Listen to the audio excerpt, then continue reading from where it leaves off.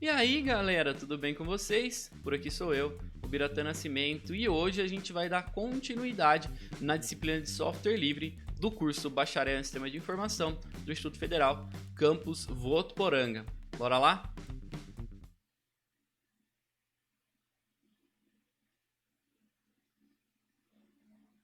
Beleza. Continuando então a nossa série de slides, hoje a gente vai aprender como a gente consegue acesso administrativo usando o terminal do Linux.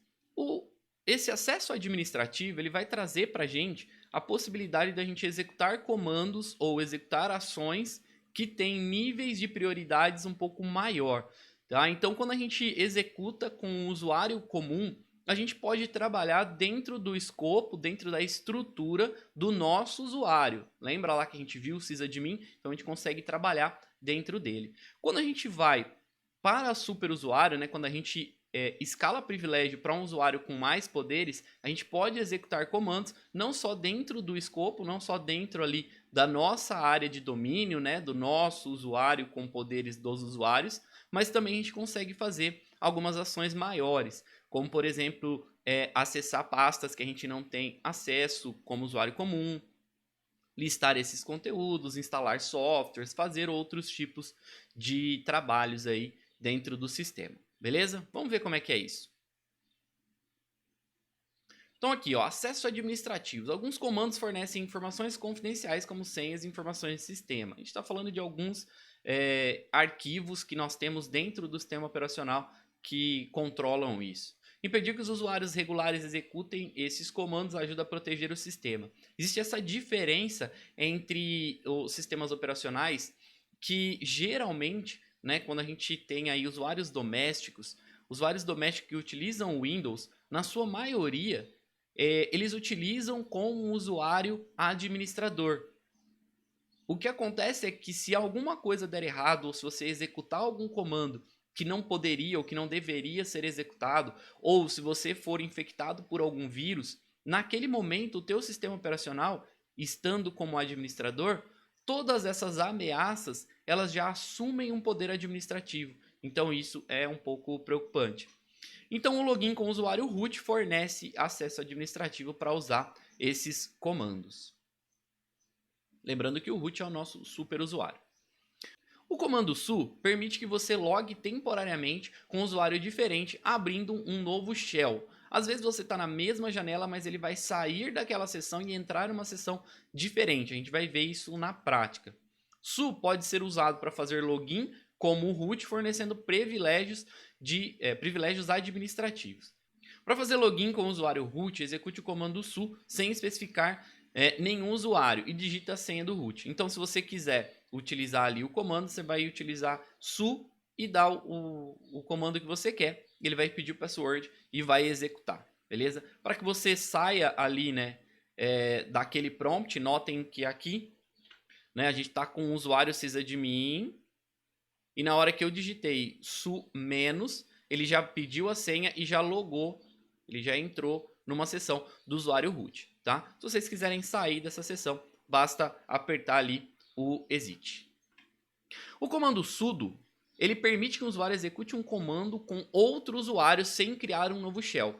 Então, se eu quero executar um comando com privilégio de superusuário, sem que eu precise sair do meu usuário para executar e depois voltar para o meu usuário, eu posso usar o comando sudo. Então, para executar como root, digite sudo antes do comando e forneça a sua senha. Então, ali é um simples ls, mas é um ls que pode nos trazer ali informações como superusuário. Nesse caso, como a gente está na pasta do sysadmin, ele não vai retornar nada de muito diferente ou de muito especial. O problema é quando você executa esse sudo com um ls e oferece aí uma outra pasta que você não tem acesso. Tá? Então aí ele vai te trazer essas informações. Notem que nesse caso aqui ele não mudou, né, para sysadmin root e voltou. Então eu executei o comando ls diretamente com o sudo e aí ele executa só que com o poder de superusuário. falar um pouquinho sobre permissões. A gente já comentou sobre permissões, né, em outros momentos aí, mas a gente vai atacar esse tópico com um pouco mais de detalhes. Então, é importante a gente entender permissões e é importante a gente saber como colocar e como tirar permissões para que a gente possa manter o sistema mais seguro. As permissões, elas determinam a maneira com que o sistema funciona, né? Com que o usuário vai trabalhar com aqueles arquivos e diretórios, o grupo que ele pertence, os outros grupos ou todos os que estão fazendo parte do sistema. Tá? Ao listar, quando você utiliza ali o ls-l, né, que a gente viu em aulas anteriores, você vai ver que ele tem lá no começo o nível de permissão para cada tipo, né, de usuário, grupo, outro, a gente consegue fazer esse tipo de formato. A gente tem que lembrar sempre que no começo da linha que estão as permissões, a gente tem o primeiro item que ele determina qual que é o tipo, tá bom?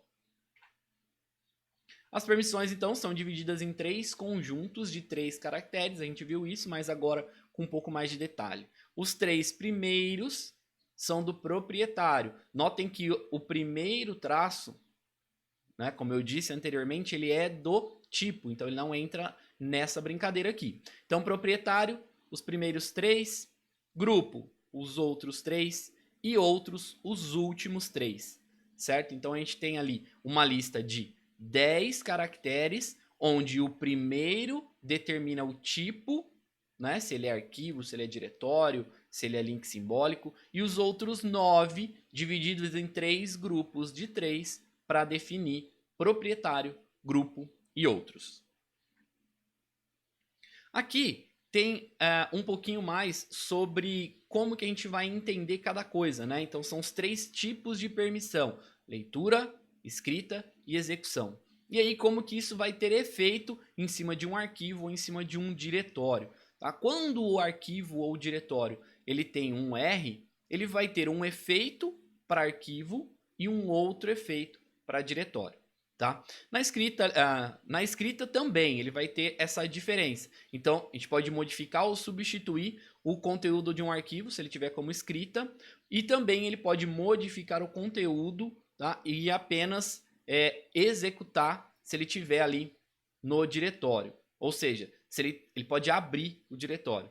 E a execução, né, ele pode executar os arquivos como um processo, quer dizer, ele pode ser um script e esse script fazer uma execução.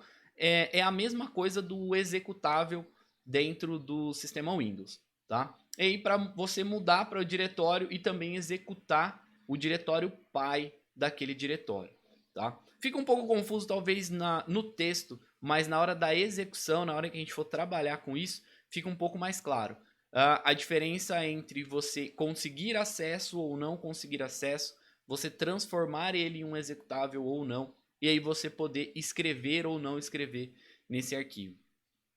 Eu acredito que a grande diferença do trabalho com permissões nos sistemas Unix-like, né, no sistema Linux, é o fato de que quando você tem um arquivo que vem de fora, né, um pendrive que você copia, uma mídia, um download ou alguma coisa assim, no sistema Windows, se você baixar um executável, ele é executável, independente do nível de permissão. Ele é um tipo de arquivo executável.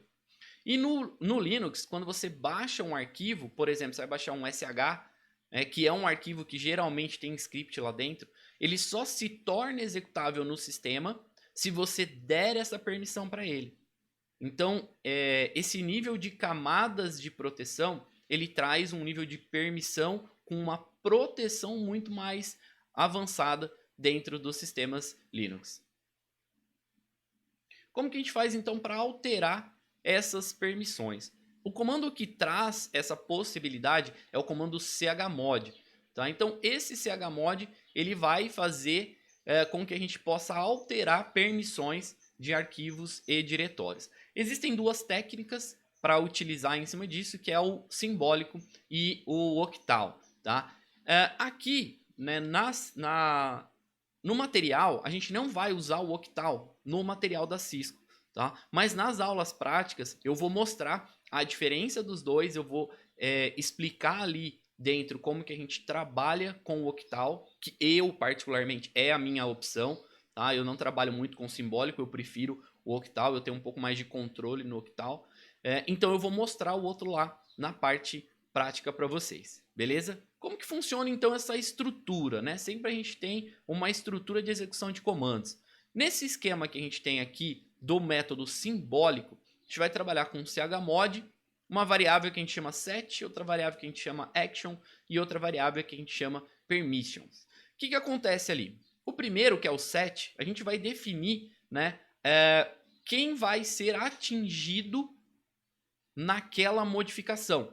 Né? Se eu vou dar uma permissão para U, usuário, se eu vou dar uma permissão para G, grupo, se eu vou dar uma permissão para O, outros, ou se eu vou dar uma permissão geral para todo mundo, A de all, certo? Então, esse aí é o set. Vamos setar quem é que vai receber aquela permissão.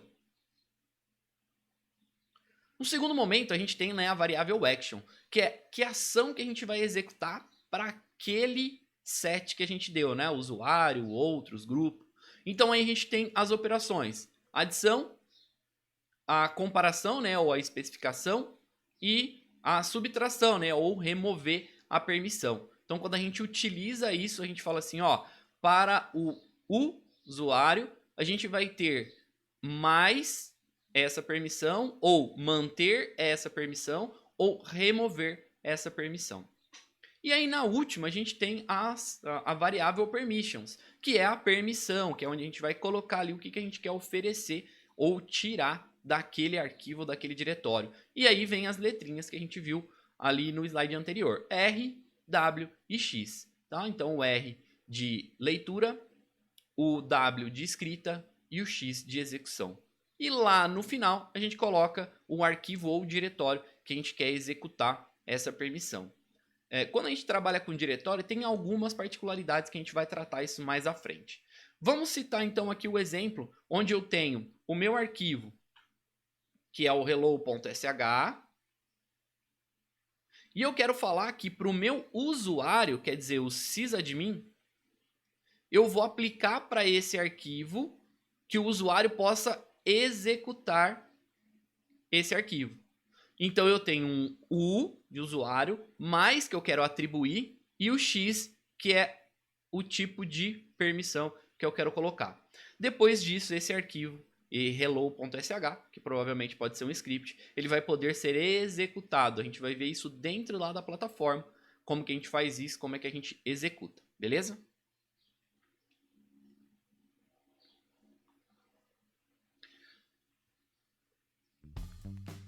Galera, então é isso. Essa parte aqui é uma parte que ela exige muito mais de transpiração, né? Muito mais do trabalho na prática para a gente gerar esse conhecimento.